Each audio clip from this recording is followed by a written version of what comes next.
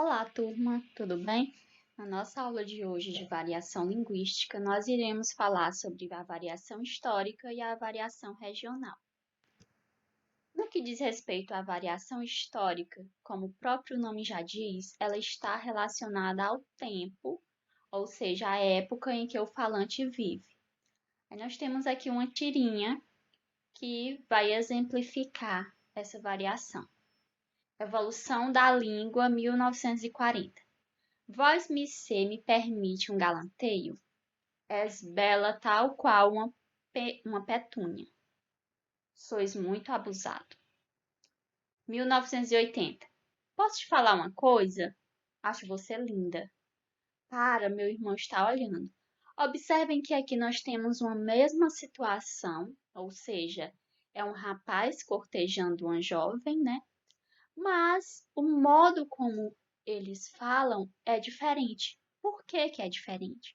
Porque o modo como as pessoas falavam em 1940 não é da mesma forma que as pessoas falavam em 1980, assim como não é da mesma forma que nós falamos hoje. Por quê? Porque a nossa língua ela está em constante evolução. Ou seja, a língua portuguesa ela está evoluindo sempre. E nesse processo de evolução, essa forma de falar também vai mudando. Por isso que nós temos a variação histórica, para mostrarmos esse processo de evolução da língua portuguesa, certo? Eu trouxe aqui um outro exemplo muito conhecido, de um texto de Carlos Drummond de Andrade. Eu trouxe apenas um trecho, né, que ele vai dizer. O título do texto é Antigamente. E o texto diz: Antigamente as moças chamavam-se Mademoiselles e eram todas mimosas e muito prendadas. Não faziam anos, completavam primaveras, em geral 18. Os janotas, mesmo não sendo rapagões, faziam-lhes pé de alferes, arrastando a asa, mas ficava longos meses debaixo do balaio. E levavam tábua. O remédio era tirar o cavalo da chuva e ir pregar em outra freguesia. As pessoas, quando corriam antigamente, era de tirar o pai da forca, e não caíam de cavalo magro. Algumas jogavam verde para colher maduro, e sabiam que com quantos paus se faziam canoa, o que não impedia que, nesses entrementes, esse ou aquele embarcasse em canoa furada. Encontravam alguém que lhes passava manta e azulava, dando-as de Vila Diogo. Os idosos, depois da janta, faziam o quilo, saindo para tomar fresca. E também tomavam cautela de não apanhar sereno. Os mais jovens, esses iam ao animatógrafo e mais tarde ao cinematógrafo, chupando balas de alteia. Ou sonhavam em andar de aeroplano, os quais, de pouco siso, se metiam em camisa de 11 varas e até em calças pardas. Não admira que dessem com os burros na água. Observem que essa linguagem aqui é uma linguagem totalmente diferente da linguagem que nós utilizamos hoje. Por quê? Porque, como o próprio título do texto diz, isso acontecia antigamente, ou seja, é uma linguagem que era utilizada antigamente. Pode até uma coisa ou outra que está presente aqui a gente ainda conheça, né? Como, por exemplo, jogar verde para colher maduro. Eu acredito que em algum momento vocês já ouviram essa expressão. Mas a maioria das palavras utilizadas são palavras que caíram em desuso. Exatamente porque a nossa língua está evoluindo, porque a nossa língua está em constante evolução e por isso muitas palavras que eram utilizadas no século XX, por exemplo, no século XXI já não são mais tão utilizadas assim. Então, quando ocorre isso, nós estamos diante da variação histórica, ok? É uma variação que vai discutir exatamente a forma como determinadas palavras são faladas ao longo do processo histórico, ao longo dessa evolução da língua portuguesa, certo? Nós temos também a variação regional, que, como o próprio nome já diz, ela está relacionada à região em que o falante vive. E quando vamos falar de variação regional, eu particularmente gosto muito, porque para discutir essa variação, dá para a gente trabalhar até com vários memes. Eu acho que aqui a maioria de vocês tem Instagram. E no Instagram tem uma página, que é essa página aqui que tem o arroba, né, embaixo, Piauiês Oficial, em que lá há vários memes relacionados ao piauiês, ou seja, as variações que são faladas no nosso Piauí. E eu trouxe aqui alguns exemplos, né, de piauiês. Por exemplo, nesse diálogo, você é do Piauí? Sou. Então diga, passou mal. E aí a pessoa responde, deu passamento.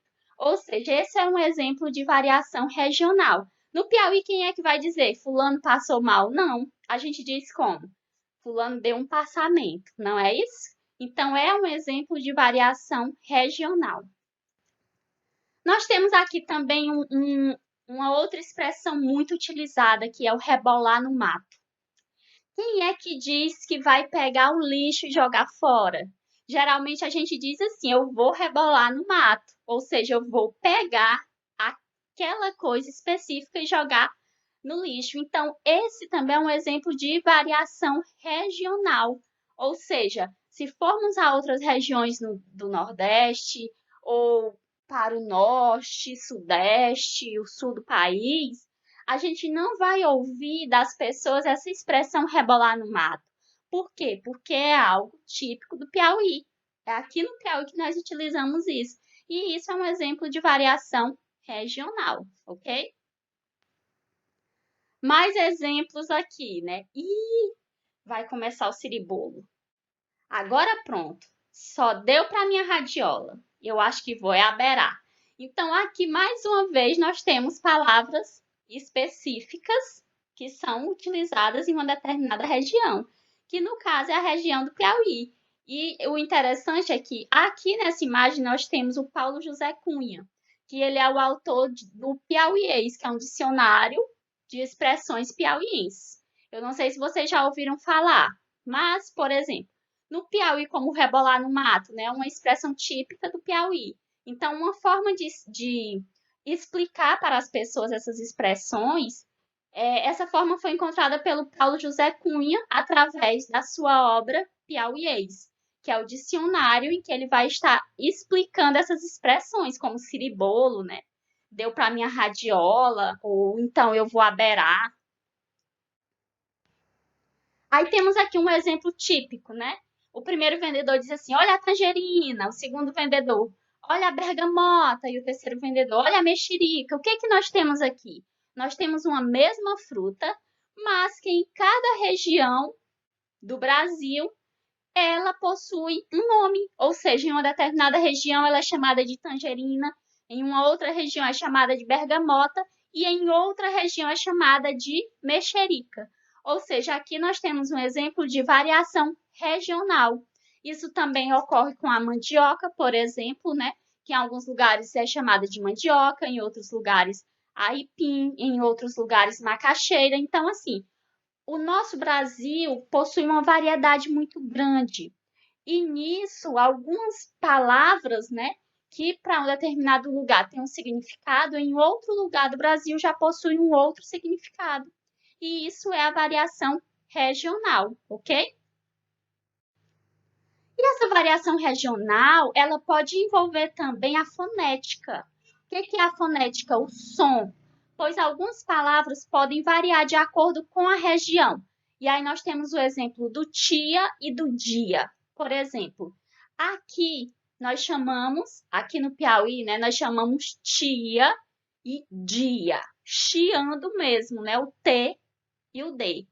Só que em outras regiões, eles pronunciam tia e dia.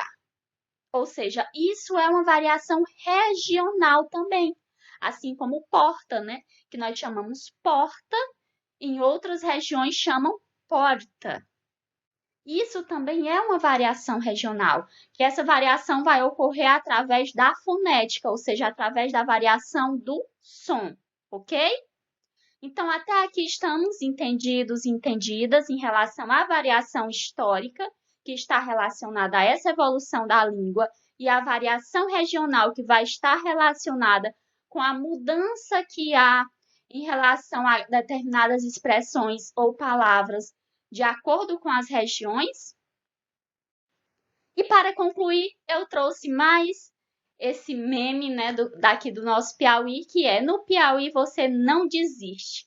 Você diz, eu por mim, e balança a mão no ar. Gente, essas foram as referências utilizadas. Um abraço virtual a todos e todas.